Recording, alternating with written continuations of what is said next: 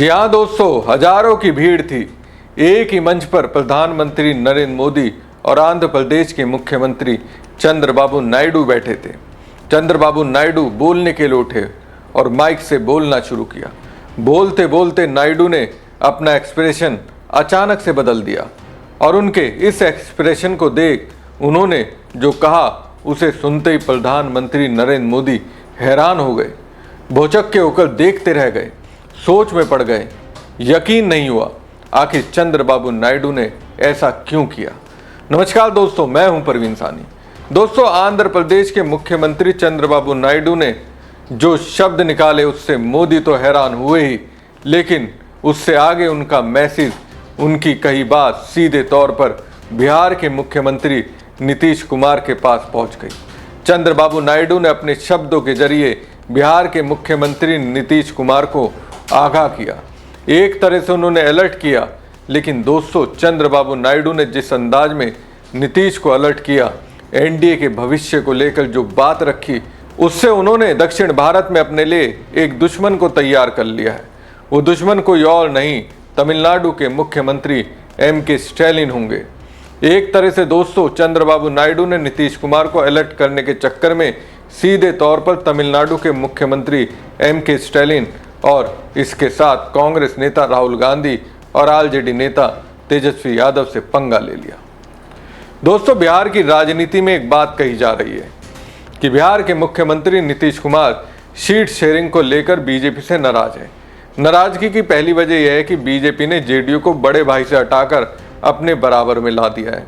नाराजगी की दूसरी वजह यह है कि सीट शेयरिंग का अनुपात उन्होंने बराबर रखकर एक तरह से संदेश दिया, अगर एनडीए को बहुमत मिलता है तो बीजेपी से मुख्यमंत्री बनाया जा सकता है। नाराजगी की तीसरी वजह है चिराग पासवान को वो सीटें दे देनी जहां से जेडीयू के उम्मीदवार जीतते रहे, जो जेडीयू का गढ़ है। दोस्तों, नीतीश कुमार की नाराजगी ही है जिसकी वजह से बीजेपी के सबसे बड़े रणनीतिकार अमित शाह को पटना आकर नीतीश की मान मनोबल करनी पड़ी। दोस्तों, बिहार में जारी विधानसभा चुनाव के बीच बीजेपी के दिग्गज नेताओं के भी बयान सामने आने लगे हैं। पहले नितिन गडकरी और अब गृह मंत्री अमित शाह ने नीतीश कुमार को फिर से मुख्यमंत्री बनाने को लेकर जुड़े एक सवाल का जवाब दिया। इसके बाद से जेडीयू के मुखिया के फिर से बिहार को संभालने को लेकर सस्पेंस बन गया। आज तक के कार्यक्रम में अमित शाह ने कहा कि बिहार के अगले मुख्यमंत्री का फैसला विधानसभा चुनाव के बाद विधायक दल के नेता करेंगे। ये पूछे जाने पर कि विधानसभा चुनाव में एनडीए की जीत होने पर क्या नीतीश कुमार को बिहार का मुख्यमंत्री बनाया जाएगा? मैं कौन होता हूँ किसी को मुख्यमंत्री बनाने वाला? गठबंधन में बहुत सारे दल हैं। चुनाव के बाद जब हम सभी एक साथ बैठेंगे तो पार्टी के नेता अपना नेता तय करेंगे। चुनाव नीतीश कुमार के नेतृत्व में लड़ा जा रहा है। नीतीश कुमार हमारे गठबंधन का नेतृत्व कर रहे हैं। गृह मंत्री अमित शाह ने तो यहाँ तक कह दिया कि न केवल बीजेपी को नीतीश कुमार पर पूरा भरोसा है, बल्कि बिहार की जनता ने भी उनके नेतृत्व पर भरोसा किया है। एक दूसरे सवाल के जवाब में उन्होंने कहा कि बिहार विधानसभा में भाजपा के अधिक विधायक होने के बाद भी नीतीश कुमार ने मुख्यमंत्री पद की शपथ ली और अभी भी नीतीश कुमार जी मुख्यमंत्री हैं। अमित शाह की तरह एक अलग कार्यक्रम में नितिन गडकरी से भी यही सवाल पूछा गया। सवाल ये था कि बिहार में आपको क्या लगता है कि वापस नीतीश कुमार मुख्यमंत्री बन जाएंगे? इस सवाल के जवाब में गडकरी ने कहा, एनडीए की सरकार निश्चित रूप से बिहार की सत्ता में फिर से आएगी। चुनाव जीत कर आए हुए विधायक एनडीए में शामिल जेडीयू और बीजेपी के आलाकमान नेतृत्व को लेकर फैसला करेंगे। मैं आलाकमान तो नहीं हूं। इस तरह के फैसले में पार्लियामेंट्री बोर्ड होता है। तो इससे समझ सकते हैं बीजेपी के अंदर नीतीश कुमार को फिर से मुख्यमंत्री बनाने को लेकर क्या चल रहा है। नीतीश कुमार इसे बाखूबी समझते हैं। नीतीश कुमार के दिलो दिमाग में क्या चल रहा है, इसे कांग्रेस नेता पप्पू यादव ने अपनी तरह से परिभाषित किया। एनडीए में सीएम फेस कौन होगा, पप्पू यादव ने इसे बीजेपी का गुप्त एजेंडा करार दिया और दावा किया कि नीतीश कुमार ये समझ चुके हैं कि उनके साथ पीठ में खंजर भोंका जा रहा है। सांसद पप्पू यादव ने बीजेपी की रणनीति पर सवाल उठाते हुए कहा, बीजेपी ये भूल गई है कि नीतीश कुमार मगध के हैं जो शांत रहकर सब देखते हैं। नीतीश कुमार को बीजेपी के अंदर चल रही हर चाल की जानकारी थी। नीतीश कुमार सब देख रहे थे कि कौन कौन विभीषण है, कौन कौन चाल चल रहा है, नीतीश कुमार जाग चुके हैं। अब दोस्तों नीतीश जाग चुके हैं, उनका जागना बीजेपी को असहज कर रहा है। पप्पू यादव का तो यहां तक दावा है कि नीतीश कुमार सिर्फ चुनाव लड़ रहे हैं बीजेपी के साथ, उसके बाद नीतीश कुमार के रास्ते अलग हो जाएंगे, नीतीश कुमार हम लोगों के मित्र हो जाएंगे। अब पप्पू यादव के इस बयान से बिहार की राजनीति में नए समीकरण बनने की अटकलें तेज हो गई हैं। दोस्तों एनडीए के अंदर एक तरफ बीजेपी है तो दूसरी ओर सहयोगी पार्टियां, कोई बीजेपी से खुश नहीं। कहीं ना कहीं बीजेपी के रणनीतिकारों को ऐसा लगता है बिहार विधानसभा चुनाव में एनडीए टूट सकता है। इसी बीच आंध्र प्रदेश से चंद्रबाबू नायडू ने एक बयान जारी कर दिया।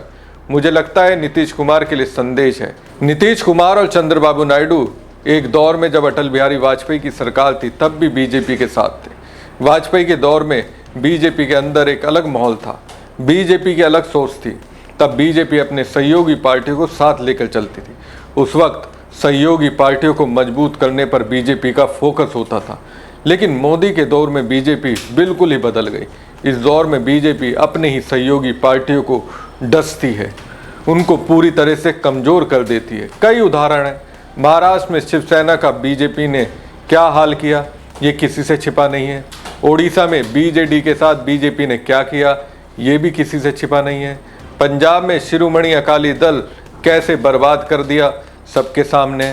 तो दोस्तों मंच पर मोदी बैठे थे और उन्हीं के सामने चंद्रबाबू नायडू ने नीतीश को कुछ इस तरह से संदेश दिया। हम सब श्रीशैलम ब्रह्मरांबा मल्लिकार्जुन स्वामी से प्रार्थना करते हैं कि वे मोदी जी को देश की निरंतर प्रगति करने की शक्ति दे और हमारा विकसित भारत का सपना पूरा करे।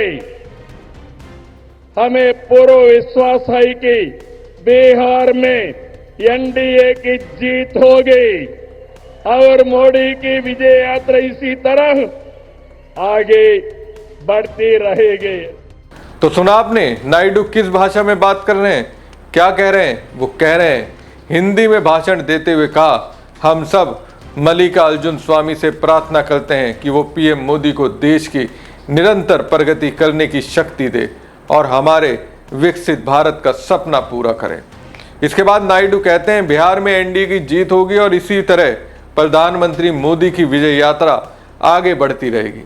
मोदी हैरान इसलिए हो रहे हैं, उनकी सरकार जिस मकसद से नायडू की अगुवाई में चलने वाली सरकार आंध्र प्रदेश को अरबों खरबों का जो गिफ्ट दे रही है उसका एहसान चुकाने के लिए अपनी हैसियत से ज़्यादा करने लगे। इसके लिए वो हिंदी में भी बोलने लगे ताकि बागी बने नीतीश कुमार को ये समझ में आए सरकार का साथ देंगे तो बिहार का विकास कर पाएंगे। लेकिन दोस्तों यही क्षेत्रीय भाषा के हिमायती तमिलनाडु के मुख्यमंत्री स्टैलिन से आंध्र प्रदेश के मुख्यमंत्री चंद्रबाबू नायडू ने पंगा ले लिया। दक्षिण भारत वही है जिसने कभी हिंदी थोपने के खिलाफ सड़कों पर आंदोलन देखे थे। तमिलनाडु से लेकर आंध्र प्रदेश 60 और 70 के दशक में हिंदी हमारी पहचान छीन रही है जैसी भावनाएं गहराई तक फैली थी। लेकिन अब उसी दक्षिण भारत से हिंदी में बोलकर राष्ट्रीय राजनीति के साथ तालमेल बिठाने की नायडू कोशिश कर रहे हैं। ऐसा ही नज़ारा आंध्र प्रदेश के कुर्नूल में दिखा जब मुख्यमंत्री चंद्रबाबू नायडू ने तेलुगु में बोलते बोलते अचानक हिंदी में बोलना शुरू कर दिया। उन्होंने बिहार असेंबली चुनाव पर भी बड़ी बात कही जिसके सियासी मायने आपको समझने चाहिए। चंद्रबाबू नायडू की पार्टी लंबे समय से विकास की राजनीति पर चलती आई है, लेकिन राजनीति अब सिर्फ योजनाओं की नहीं भाषा और प्रतीकवाद की भी हो चुकी है। हिंदी में बोलना, मोदी के साथ मंच साझा करना और बिहार चुनाव की बात करना, ये सब अपने वोट बैंक को संदेश देने का एक सोचा समझा प्रयास है। जिस हिंदी का विरोध कभी पहचान बचाने के लिए किया गया था, अब वहीं हिंदी राष्ट्रीय मंच पर राजनीतिक एकता का प्रतीक बन रही है। ऐसे में सवाल यह है कि क्या नायडू का ये भाषण दक्षिण की राजनीतिक संस्कृति में बदलाव की गवाही देता है या फिर मोदी को खुश करने का प्रयास है। लेकिन मोदी को खुश करने के प्रयास में नायडू ने स्टैलिन और राहुल गांधी को अपने खिलाफ एक मुद्दा दे दिया। आपको याद होगा जब वोट अधिकार यात्रा में स्टैलिन बिहार दौरे पर आए थे, उन्होंने इंग्लिश में बिहार में स्पीच दी थी। हिंदी के एक भी शब्द का इस्तेमाल नहीं किया। स्टालिन किसी भी राज्य में उसकी क्षेत्रीय भाषा के समर्थक हैं। उनका मानना है हिंदी को प्रमोट करने से क्षेत्रीय भाषाओं पर संकट के बादल मंडराने लगते हैं। इसलिए जब बीजेपी की सरकार ने हिंदी भाषा को स्कूलों में अनिवार्य करने की कोशिश की, तब स्टालिन ने इसका विरोध किया और तमिलनाडु के साथ दक्षिण भारत के अन्य राज्यों ने इसका समर्थन भी किया, जिसमें आंध्र प्रदेश के लोग भी हैं। अब जिस तरह से पीएम मोदी को खुश करने, एनडीए को बचाने के लिए नीतीश को हिंदी में नायडू ने संदेश भेजा है, उससे आंध्र प्रदेश में उनके ही वोटर नाराज होंगे। आपको क्या लगता है? अपनी राय कमेंट बॉक्स में दीजिएगा। साथ ही पेज को ज़्यादा से ज़्यादा लाइक और शेयर कीजिएगा। धन्यवाद।